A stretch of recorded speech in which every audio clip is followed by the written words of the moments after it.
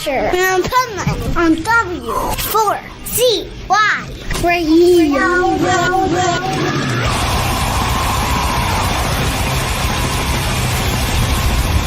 This is the Pipe Man here on the Adventures of Pipe Man W4CY Radio, and I'm here with our next guest that, oh my God, he is an expert in one of my favorite areas, and that is health and fitness. So let's welcome to the show certified health and fitness coach, Hunter Stoller. How are you? I'm great. Thanks for having me. Oh, my pleasure. So I like that you're certified. I just want to start there because there's so many people nowadays that are coaches in every area that have no certification, no education, no training. And it's like, if I want somebody to give me health and fitness, coaching, I want them to be certified. Number one, and number two, I want to look at them and say, they do look healthy and fit. Yeah, thank you. I mean, I started my social media not certified, and it was just a way for me to share my meals with my friends. I was a private account and myself. And then I started realizing I was losing weight. I felt great. And that's what made me get that certification. So I'm a certified health coach and fitness coach. And it really helped me with that credential, the credibility, because I would never want to hire a coach, nutritionist, or a dietitian that doesn't have a degree or a certification. Well, not only that, okay, so one of the things you said that I loved, but I had this client years ago. He was a wealth coach, and I'm from the financial business. Like, I had 15 licenses and 5 professional designations, and this guy was calling himself a wealth coach who had no certifications, no training, no licenses, no education, and he drove a beat up pickup truck and basically had no money whatsoever. And that didn't even bother me. What bothered me is he never did. So, he had no GPS of how to become wealthy. And I think you, more than other even health and fitness coaches out there, are somebody I would go to because you did lose over 50 pounds yourself. So you walked your talk. Exactly. And there are people, just to say, who could specialize in weight loss and be certified, who might have, a faster metabolism and have been on the leaner side their whole life. But if I were going to someone for weight loss or fat loss specifically, because weight and fat are similar but different, I would want to go to someone who walked the talk. Right. I think that's true of anything. If I'm going to get coached by somebody, I want to know that they already went on that journey. Agreed. So what started the journey for you?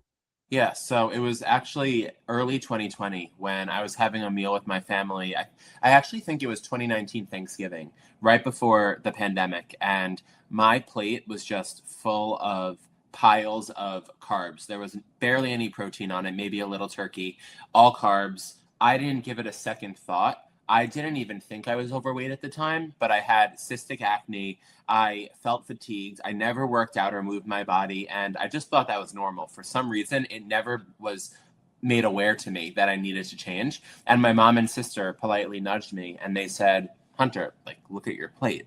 And that's when I looked down, and I was just shocked because that's when it just clicked in my head, what did they say? It just flipped in my head and the switch flipped. And that's when I realized I needed to change something, because change requires change. And if I kept going in the way and direction that I was going previously, it would not have turned out well. True. And I'm glad that you noticed too, because I think sometimes for a lot of people is they don't notice until it becomes so difficult. So it becomes so beyond. And I was loving your story because I have my own story, not with weight though, because I never really had a problem with weight, which is what's strange. But 10, 12 years ago, I was diagnosed with diabetes. Mm-hmm. And I say strange because people say to me, "What do you mean you have diabetes? You're thin." Yeah. And what made me realize, because I've always been into natural health. So it wasn't like I went to a doctor and a doctor told me I had diabetes. It was more like I called my pharmacist here in the Wellington area here in South Florida, who She's a vegan pharmacist that when people come into their pharmacy, they compound their own stuff, but she's like, well, why are you getting this? And she offers natural alternatives. So I knew I had some kind of issue. And so I called her up. I'm like, listen, I'm feeling some symptoms. I think I need a blood test. I want a recommendation of where I can go that they're not going to put me on a bunch of meds. And so oddly enough, there was a doctor right below the studio that she sent me to. And we had this hour and a half talk before he tested me. And he was like, yep, you know your body, just like you say, because you have diabetes and you caught it right at the beginning. Now, what interested me about your story is I am a total carbaholic, a total sugar addict, a total chocoholic. My kids would make fun of me. They're like, don't leave a pan of brownies out at night. They'll be gone by morning. And listen, they're not even exaggerating. I could eat a whole pan of brownies in one sitting. I would go to these business conferences where they have the continental breakfast and eat like 12 Danishes. Oh, the all-you-can-eat buffets, yeah. Oh, yeah. It's like, so you don't even think about it, too. If you're somebody like me that didn't gain weight, it's like, oh, I'll just keep putting all this poison in my body. You don't think about it at all. If you don't see a difference in the mirror, you think it's not affecting you. And you don't even think about how it could be affecting you internally. And through my certification in becoming a health coach and through just, listening to shows, podcasts, reading about different health and wellness topics, I've learned about subcutaneous fat, which is the fat that surrounds your organs. And that's also what some people like to call skinny fat, where you could be on the smaller and leaner side. You could wear a small or a medium in clothing, but your body around your organs could be composed and surrounded by a lot of fat, which obviously is not good for you in the long run. And you could be eating all the sugar every single day, every meal. And just because you are not gaining weight on the scale, you're not, and your clothing is the same size, it still could be doing damage to your body. And I'm glad you realized that before it was too late. Well, absolutely, because I don't take meds. I went to my naturopath and I put myself on a very strict 6-month thing. Well, she put me on it, but I stuck to it myself.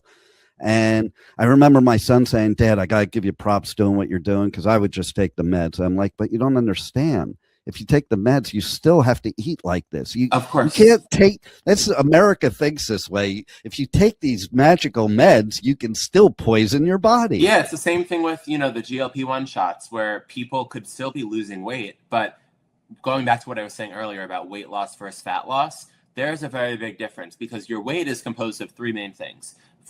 We have our, bones. We have water weight, which actually is a lot of our weight. We have body fat, and we also have muscle mass. And for 99.9% of people, they want to gain muscle and lose body fat so that they could get that toned look that they want. And GLP-1s, they make a lot of people not want to eat. And they do have a time and place for them. Of course, if you are obese, morbidly obese, losing any weight is going to help you and be healthier than the way that you currently are. And those medications are amazing for that. But for the people who might only want to lose 5, 10, maybe even 15 pounds, you are going to be losing predominantly and mostly muscle mass. And you do not want to lose muscle mass. You want to lose body fat and maintain your muscles. So as a result, you might get smaller and your clothes might go down a size, but you look at yourself and you realize you lost the definition that you have.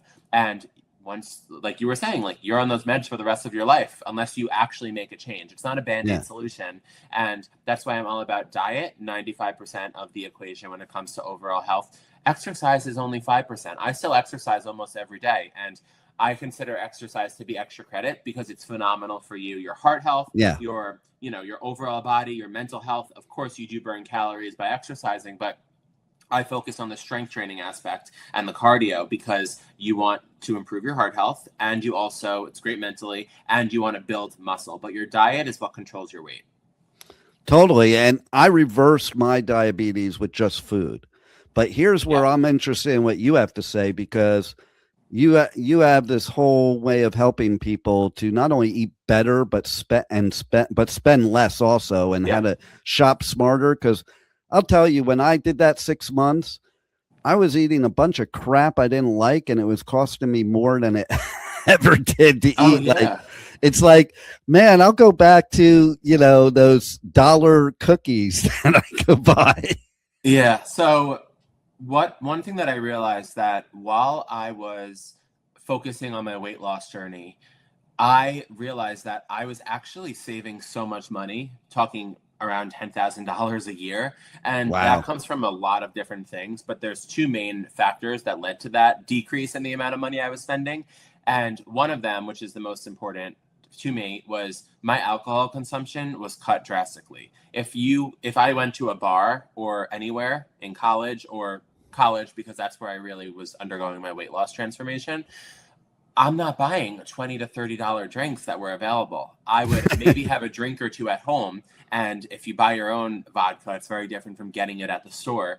And I am not the store. It's very different from getting it at the bar or the club, wherever. And you are saving hundreds of dollars a week if you are going out multiple times a week. And then the other thing is, I would start every single Sunday, every week, being like, my diet starts tomorrow on Monday, and I'm going to stock my fridge, freezer, and pantry with healthy products. And I would still be Uber Eatsing and DoorDashing every single day while having a fridge that's stocked. And as a result, all the stuff in my fridge, freezer, and pantry would expire, get moldy, and they would just go bad. So I was basically shopping for like 2 or 3 times what I really needed. And now, when I was on my weight loss journey, focusing on still eating a lot, but I'm eating a lot of the right stuff. I actually just posted on my Instagram story. I actually, right before this, like 2 minutes before I joined this call, I had the biggest plate ever. I could actually show it. And I had a high protein, nutrient dense breakfast that is enormous. So take a look at this breakfast. Wow. I have tons of sauteed mushrooms and zucchini.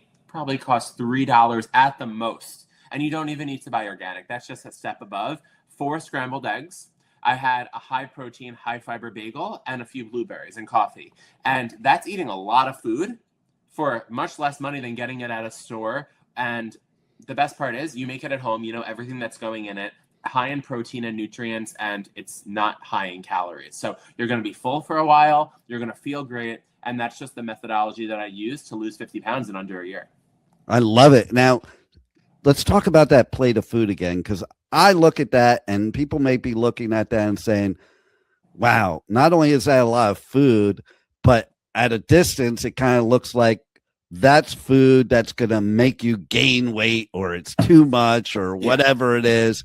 So tell us the secret why that is a very healthy way to eat, because it looks like it's not healthy to some people. Yeah, of course. So I find myself to be, I don't want to say a master, but very good at finding healthier swaps for traditional products. Just this morning, I posted a cheese ball swap. So many people, including myself as a kid, would eat, the pints of cheese balls. You know what I'm talking about? I find that a brand that I love, Lesser Evil, makes a delicious, much healthier version that doesn't have bioengineered ingredients, doesn't have artificial flavors or food coloring agents like food dyes, Red 40 in it, and it's made of real cheese, organic cheddar, and it tastes delicious, and it's so much better for you and your body. So my plate, I'm all about volume eating a lot for fewer calories. People don't realize that you can make a smoothie the exact same size in any cup, and that smoothie could be 250 calories or it could be 1,000 plus calories.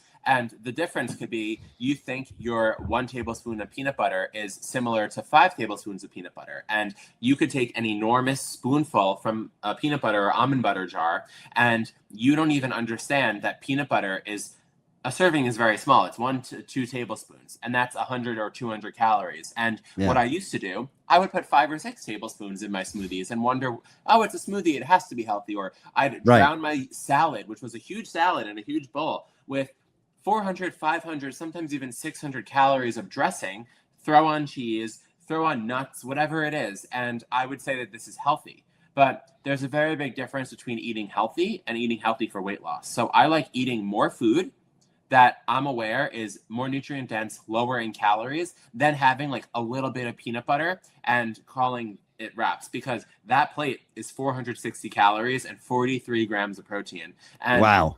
Some protein bars are 300 calories and you're done with it in 20 seconds, And it's not even good. Yeah.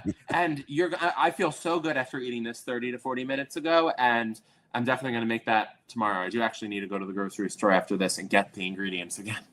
I love it too, because that's the one thing I found out when I started changing my eating habits is it would blow my mind reading the labels. Like Yeah. now, I read the labels on everything in the store now. It's Amazing. like, why are you putting sugar in my broccoli? Like Oh yeah. stuff like that. I can't. And like V8 juice, which is always promoted to be healthy, is probably one of the most unhealthy things. Yeah, or the naked juice that has 55 grams of sugar, and people are like, it's all fruit and vegetables. I'm like, do you understand how pressed and how many fruits and vegetables have to be in here for this 55 grams of sugar? You know what I would recommend? Why don't you eat a cup of watermelon or grapes or blueberries? Like, eat Right? real food. Like, fruit juice has a place, I guess, but it's not something you should be consuming every day. Well, and you'll agree. I think a lot of people don't realize that once you juice a fruit, it takes out the fiber that makes it good and makes it not be pure sugar. 100%. It keeps you full for a longer duration. Fiber is amazing for you. And my plate also had 36 grams of fiber because that bagel that I use is a very unique bagel. And it's 70 calories, 10 or 11 grams of protein, and 31 grams of fiber, which is extremely rare. So when 80% of Americans don't reach their fiber goals, I'm like, hello, like these bagels, they're $2 a bagel. And don't tell me that that's too expensive when you're going out for dinner multiple times a week. And it is getting you to your fiber goals for the day by eating a healthier bagel that tastes delicious. Oh, I definitely need to find out what that bagel is because it's Royo, Royo. They have it at Whole Foods, online, delicious. Oh, because I need to get that. Listen, I'm a Jew. I miss having my bagels, and So am I. I rarely have bagels because for diabetics, that's like the worst thing you could eat. Yeah. So when you talk about that much fiber, I'm like, I'm in. I can eat that bagel. Incredible. It doesn't hurt my stomach, and it's just amazing. Like I put eggs on it. You could put anything on it. You can make a peanut butter and jelly on this bagel, and as long as you're aware of how much peanut butter you're using, like that could be an extremely healthy snack or part of a meal. Yeah, exactly. I love it because, you know, you even take things like Metamucil or whatever. I don't want to do that. I don't want to take fake fiber or fake anything. Like, and they add so many additives to that Metamucil that it's gross. Like, just eat your real food, and fiber sources, they might be hard to find at first, but once you have a list, which I share all the time on social media, it becomes so much easier, and you feel better. Yeah, absolutely. Now, I also know you have some simple label reading tricks because I want to hear about that because it's like going to a grocery store. I need a whole day because I'm reading all the labels. So people are waking up to the ingredient labels in grocery stores and online. And a very simple trick, I mean, the fewer ingredients most of the time is better, but you still could have some, hydrogenated vegetable oil blends, and the whole ingredient list might only be 3 or 4 ingredients. But what I will say is you do want to look for things that do not contain artificial flavors or artificial sweeteners that will wreck your gut health, like sucralose, aspartame, acesulfame, potassium, things like that, sweet and low. You want to also eat a predominantly whole food diet. I mean, fruits, vegetables, and proteins. I'm talking things like Greek yogurt, cottage cheese, eggs, chicken, steak, deli turkey. A lot of people fear deli turkey because they think it's carcinogenic. What I would say is do not buy the ones that are, in those packages that have caramel color and maltodextrin and carrageenan in it. Just buy the Whole Foods or Applegate, whatever brand it is, sliced turkey, that the ingredients are just turkey, salt, pepper. Like, it's available at most stores. I see it at Target, Whole Foods, Costco, so many places around the country. Sprouts. And another tip that I have is if you can pronounce it, it probably isn't the best for you. Right. I mean, there's so many people who would counteract that by saying you just don't know like the ingredient names. 99% of the times, the foods that I'm eating, I know I could easily understand every single ingredient, and they're things that my grandparents would have eaten. And you just don't want to go into the bioengineered mess, the artificial dyes. I mean, they're just so unnecessary in our food, and you'll feel so much better. I'm not only about losing weight and getting to your goal weight, but also feeling good every day. Well, that's key, because if you're not feeling good, then you're going to probably gain the weight back anyway because you're miserable not feeling good. Yeah. And it is interesting what we're talking about too, because like I travel all over the world a lot, and let's take something as simple as Cocoa Puffs, which is something I would never eat in the United States, but I used to love. In the Netherlands, Cocoa Puffs has 3 ingredients and 3 grams of sugar. Yeah. Cocoa Puffs. It's probably like 25 grams of sugar here and 20 ingredients. Right. And plenty that you can't even pronounce. And I remember too when like MSG was a thing, so they outlawed it. So now they just call it natural flavoring and it's okay. I still see MSG on labels, believe it or not. Really? Yeah, yeah. It's in Doritos. Wild. Well, because a lot of the companies, they instead of saying MSG, they just call it natural flavoring. Yeah, yeah. It's wild. It is. So how do people reach out to you on socials, on the web? How can they reach out to you if they want coaching from you or tips or anything? So my Instagram, TikTok, and Facebook and YouTube are all at Health with Hunter. And you could just search Health with Hunter. It'll come up. And I post on my Instagram story, my Instagram story, my Facebook story, and I post reels, graphics, TikTok videos every single day. It's my full-time job, and all I'm about is sharing brands that are better for you, new products that have better ingredients, simple swaps for things like Cocoa Puffs, and just how to eat healthy that doesn't break the bank account and that also helps you feel good. Nice. And what about kids? Because like, I think that's the hardest thing for parents is figuring out how to get their kids to eat healthy. And I know you have some ideas. Yeah. So there's swaps for everything, whether it's fruit snacks and you're thinking about giving your kids Doritos or Welch's, there's swaps for everything. Swap your chips for you. They don't need to not eat the fun foods. They just need to find the better ones because your kid is not going to know the difference before they try a chip. Whether it's a Dorito with 80 ingredients, dyes, and MSG, and artificial flavor, I could go on, or a Siete chip that has all real ingredients, is made with avocado oil and coconut sugar. So make things like that. For fruit snacks, give them Soli or That's It fruit gummies. For milk, I mean, there's so many options for milk now, whether it's dairy-free, plant-based, or just regular milk. And you just want to read those labels. There's so many brands. I have so many kids snack swaps on my page. It's honestly inspiring me to do more because parents get very stressed when thinking about snacks for their kids. And honestly, just remembering, like, for everyone, not only kids, like, your home should be your safe space when it comes to nutrition. And if you have foods that trigger you in your home, like, there was a time when I was obsessed with peanut butter, and I could eat half of a jar of peanut butter just standing at my pantry. And that was something I needed to eliminate for a little time being. And now I'm completely fine with having a jar or two of peanut butter in my pantry, and I don't get triggered or feel like I need to eat it all. So remember that if something's triggering you, something doesn't go well with you, you don't need it in your environment, and then you could have it when you're out, but your home should be a safe space for nutrition, and stock it up with great foods and shop those sales, because the sales are when you save a lot of money, whether you're at Whole Foods, Aldi, Costco, Thrive Market, Target, Amazon, shop the sales and stock up. That's what I do. Saves me thousands a year, and you'll thank yourself later.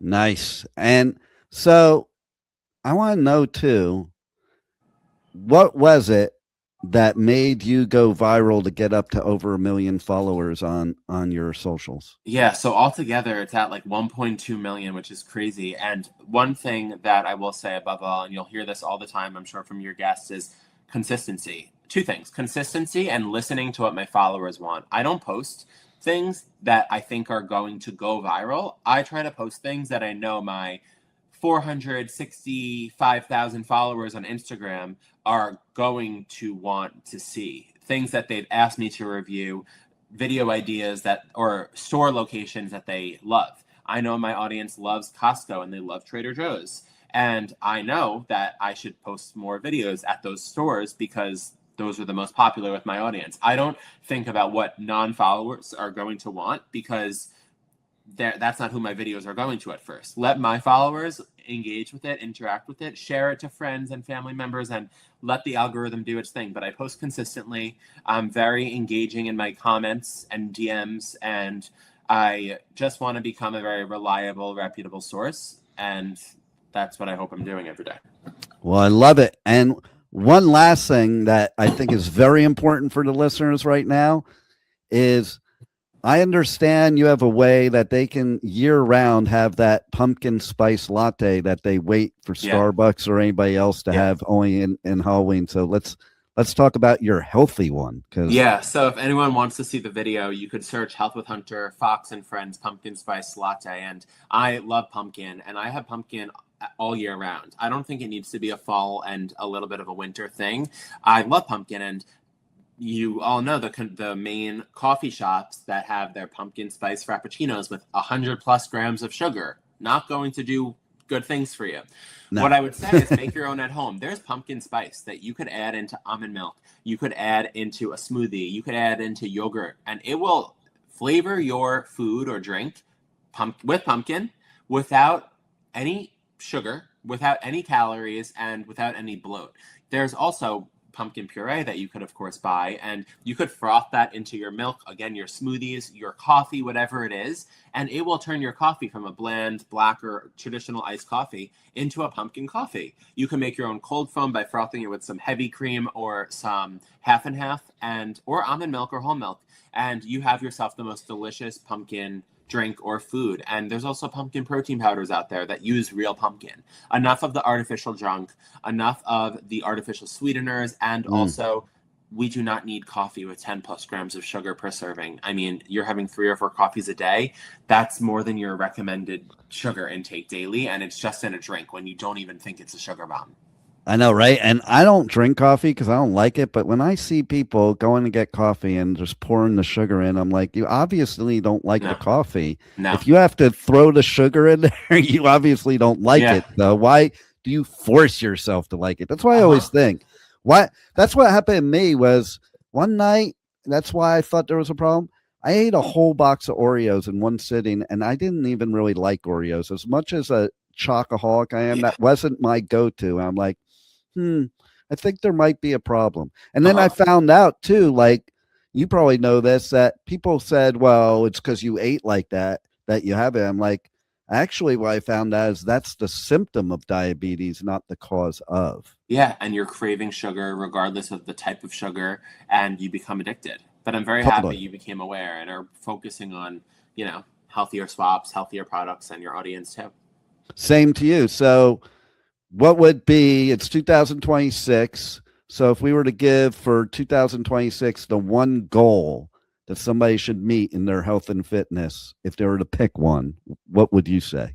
I love that. I would say my number one tip would be to prioritize protein. And I know you probably have heard that a ton, but even if you are doing the hardest workouts in the world and are stressing out your body and trying to build muscle and you're sore, you're not doing anything unless you're building muscle, because you're not doing anything unless you're eating protein, because without the protein, your muscles are not going to get bigger and they're not going to repair. So you need to, whether you want a very lean look, a bodybuilder look, or you just want a natural, normal look, protein is not going to make you bulky. What's going to make you bulky or gain body fat is eating way too many calories over your maintenance calories, which is a whole nother topic. But do not fear protein thinking it's going to make you thick or bulky.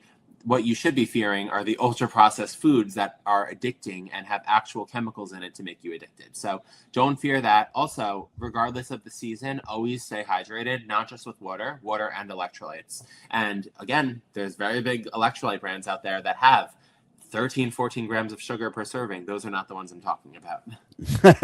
Yeah, there you go. Well, man, you are definitely walking your talk.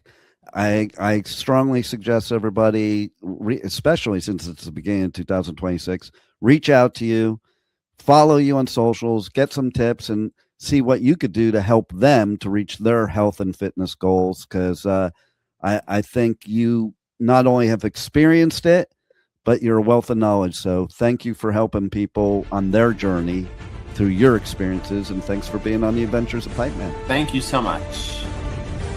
Thank you for listening to the Adventures of Pipe Man on W4CY Radio.